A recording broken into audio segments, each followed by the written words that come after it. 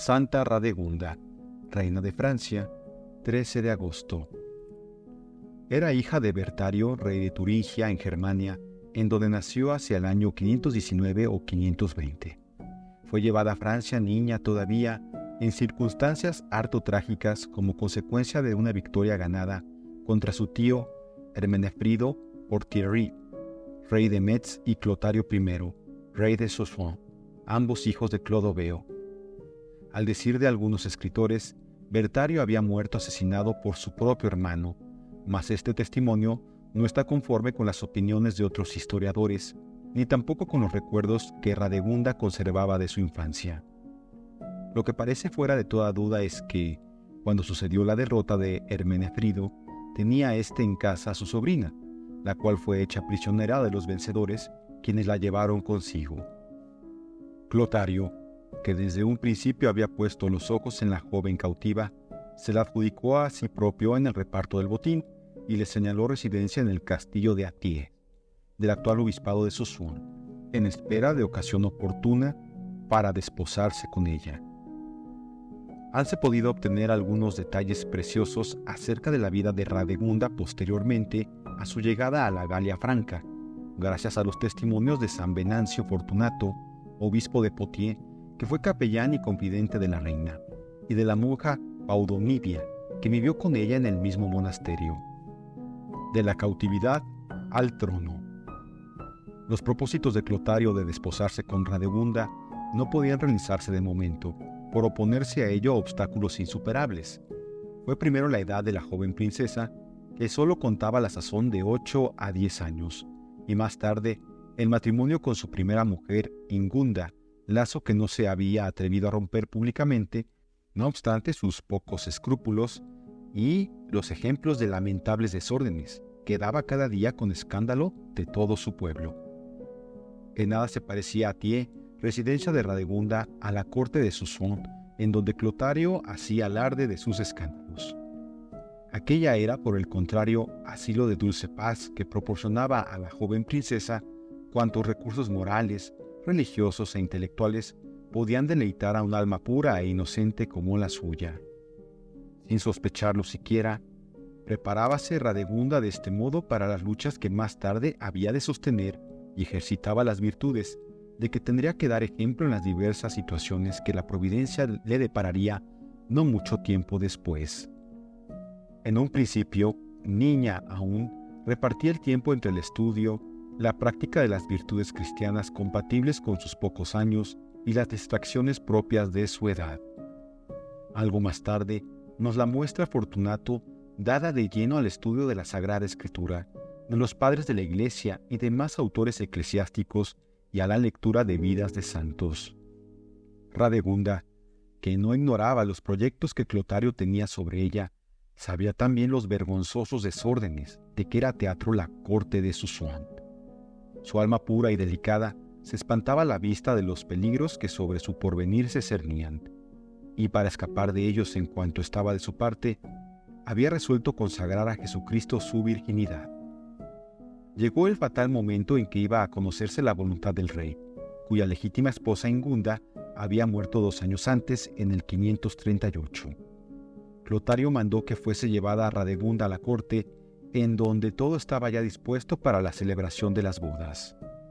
Obedeciendo ella a un sentimiento de temor, y no siéndole posible dominar el disgusto que le causaba la vista del vencedor y verdugo de su patria, y quizá verdugo de su padre, quiso la princesa valerse del silencio de la noche para huir, pero denunciada y descubierta por los mismos confidentes de su fuga, fue pronto alcanzada y llevada a la presencia de Clotario, a cuya solicitud ya no le fue posible resistir.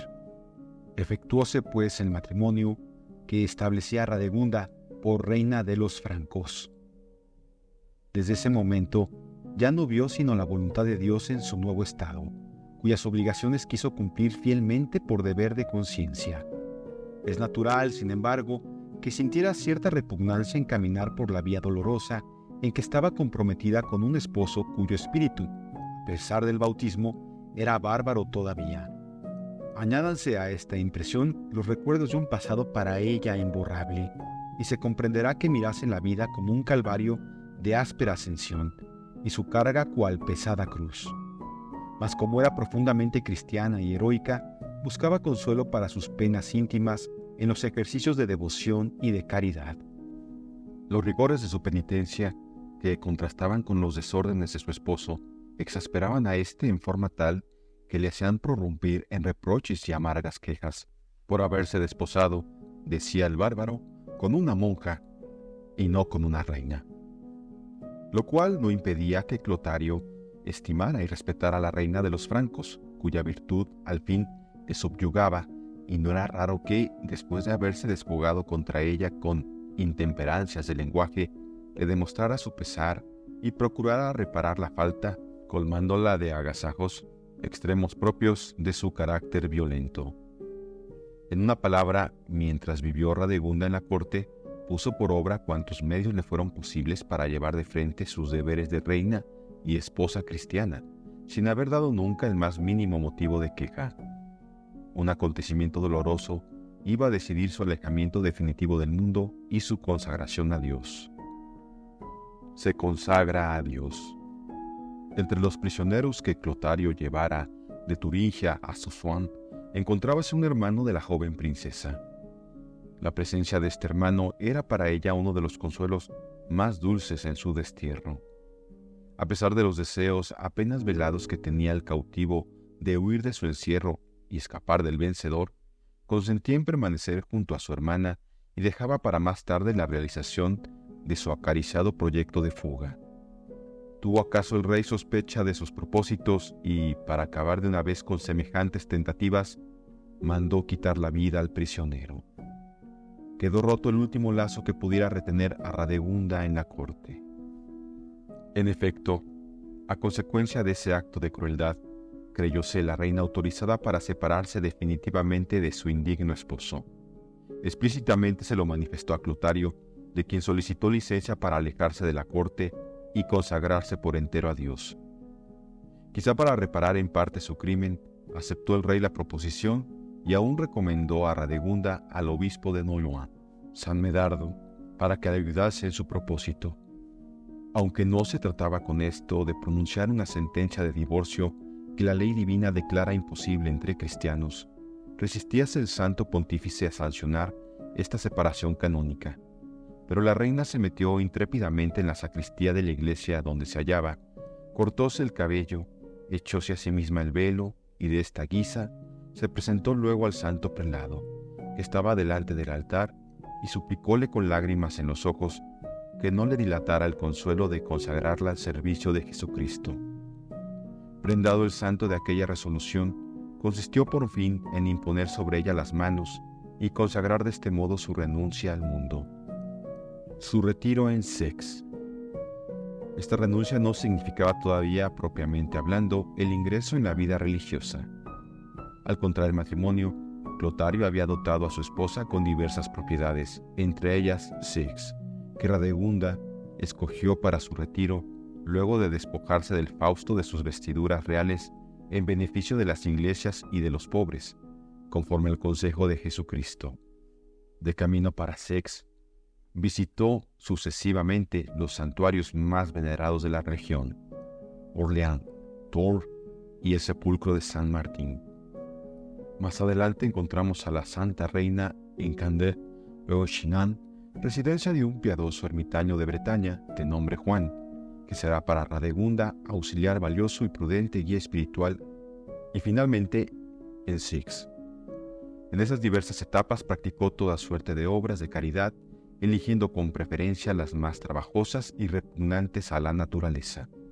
Su método de vida y sus austeridades recuerdan los de los antiguos monjes del desierto. Pan de centeno o cebada y algunas legumbres o raíces eran su único alimento, y el agua clara su sola bebida. Servíale de lecho un áspero cilicio recubierto de ceniza. Una cadena de hierro le ceñía muy estrechamente la carne. Tales penitencias y mortificaciones eran realzadas por una humildad tan profunda que únicamente traslucía al exterior lo que no podía en modo alguno tener velado. Una de sus ocupaciones favoritas era la de hacer los panes que debían servir para el santo sacrificio del altar. Un episodio que iba a turbar por algún tiempo la santa paz de que disfrutaba en aquel retiro, le hizo redoblar sus penitencias y oraciones hasta que Dios, apiadado, oyó sus ardientes ruegos e hizo disipar la tormenta que la amenazaba en aquella dulcísima soledad. Clotario, que en medio de sus desvaríos conservaba sincero afecto a su santa esposa e incluso tal vez verdadero amor, no tardó mucho en lamentar la separación. Pensó pues en volverla a llamar, o mejor dicho, llevarla nuevamente a la corte, y tal vez dejó traslucir su propósito por cuanto el rumor del proyecto del rey llegó a oídos de Radegunda, quien, como es fácil concebir, se alarmó sobremanera. Para conjurar tamaño peligro, apresuróse a mandar un mensaje al ermitaño Juan, suplicándole interceder ante Dios para desviar la amenaza que sobre ella se cernía. Alentóla el piadoso varón, asegurándole que aunque efectivamente eran esos los propósitos del monarca, no llegaría a ponerlos por obra, pues Dios no se lo había de consentir.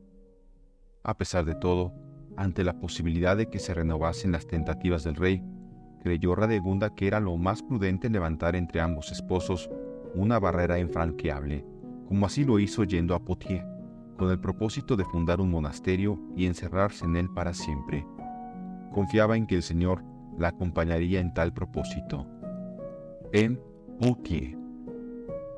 El recuerdo de San Hilario y la presencia de su venerado sepulcro movieron a Radegunda a elegir a Poitiers por lugar de su retiro, y aprovechando de las buenas disposiciones que entonces veía en Clotario, solicitó de éste el solar y los necesarios recursos para la construcción del monasterio. El rey poseía en aquella ciudad diversas quintas y algunos terrenos, así es que no puso reparo alguno en acceder a la petición de la reina. Mas aún hizo cuanto estuvo de su parte para que la obra se realizase con premura.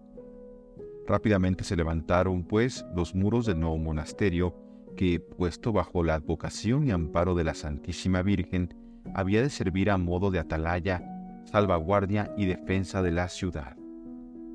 Podía gozarse en su tranquilidad la Santa Reina. Para mejor asegurar la perpetuidad del convenio, añadiéronsele 2 fundaciones, una casa para los sacerdotes que atendieran al servicio religioso del monasterio y a las confesiones de las monjas, y un cementerio para sepultura de éstas. Como quiera que las leyes romanas, todavía vigentes en aquella época, no autorizaban la inhumación en el recinto de las ciudades, erigióse entre las murallas y el río Clain una iglesia a la que atendían los capellanes del monasterio. Circundábala el cementerio de las religiosas y así quedaba como a las puertas del monasterio. Terminadas las construcciones en el año 552, la piadosa princesa tomó posesión de su nueva morada, en la que entró a pie y seguida de numerosas doncellas que pertenecían a las familias más nobles del reino. No menos de 200 contábanse al morir la fundadora. Asistió a la bendición e inauguración solemne una inmensa muchedumbre atraída por ese espectáculo raramente visto. Cuando, terminadas las ceremonias, se cerraron definitivamente las puertas del monasterio, Radegunda, olvidada de su carácter de reina y fundadora, no quiso admitir en adelante otro título que el de humilde sierva de las esposas de Jesucristo. Hizo nombrar superiora de la nueva comunidad a una doncella llamada Inés, que había sido dama suya, y púsose bajo su dirección como si de una novicia se tratase. Este nombramiento fue ratificado por San Germán, obispo de París, llegado a Poitiers con aquella harto delicada misión. Pesaroso una vez más el rey Clotario de haber consentido en el retiro de su esposa, abrigaba el propósito de conducirla nuevamente a la corte.